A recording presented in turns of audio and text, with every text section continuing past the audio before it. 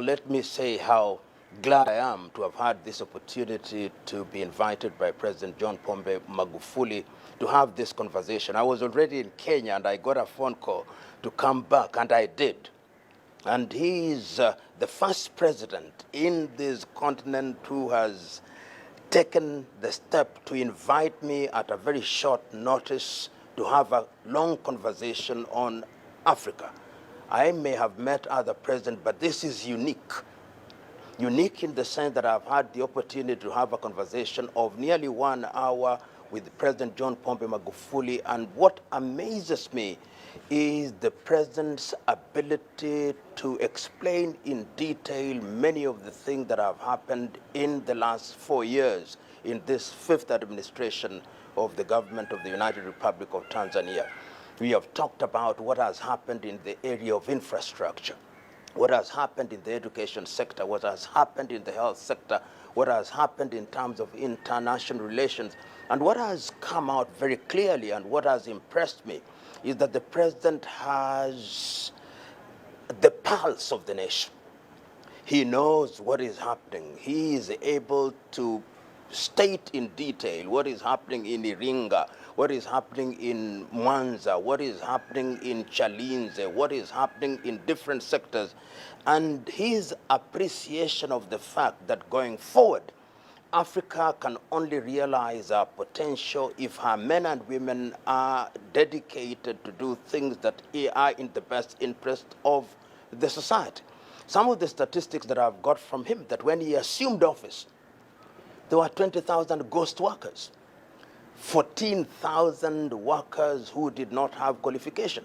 Once you have removed all these individuals from the payroll, that releases money for utilization in sectors that will benefit the society.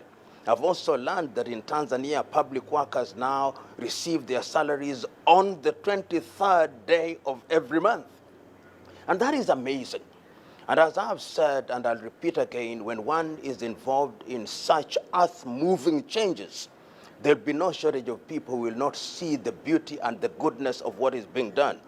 But history is a fair judge. He is a judge that is able to identify the things that speak for themselves. So in the administration of President John Pombe Magufuli, what speaks for him, even if he chooses to remain silent? It is the bridges that have been built. They speak for him. It is the health facilities that have been built that speak for him. It is the increased enrollment in primary school and in universities that speak for him. It is the increment of the National Reserve that speaks for him. It is the efficiency with which funds are being utilized that speak for him. It is the discipline that now characterizes the conduct of the government of the United Republic of Tanzania that speak for him. It is the railways that are being built that speak for him. It is the improvement in the mining sector that speak for him. These things, when they speak more eloquently than words.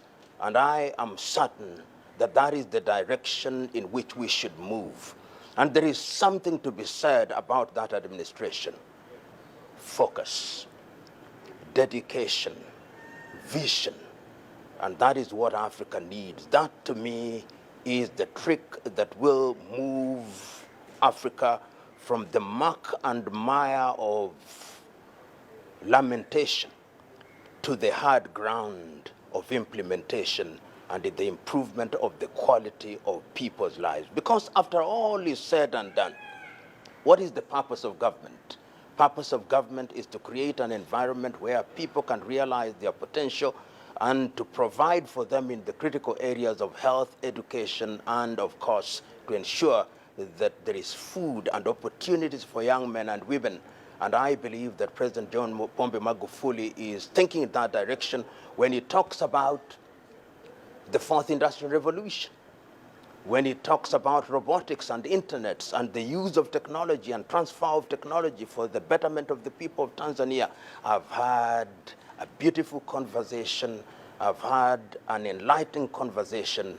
And I hope that in their wisdom, the people of Tanzania will make a decision that is favorable to give President John Pombe Magufuli 5 more years. He has not asked me to be his campaigner. That is my own thought. If I was Tanzania, I would say, jaribu tena ndugu rais. What is to magulify? To magulify, which we will not find in the English dictionary, but I hope it will find a place in the next issue of the dictionary, is to create an environment where resources are used efficiently, to create an environment where leadership is disciplined, and to serve one's country with dedication and in the spirit of patriotism. When you say and do that, then you have been magulified.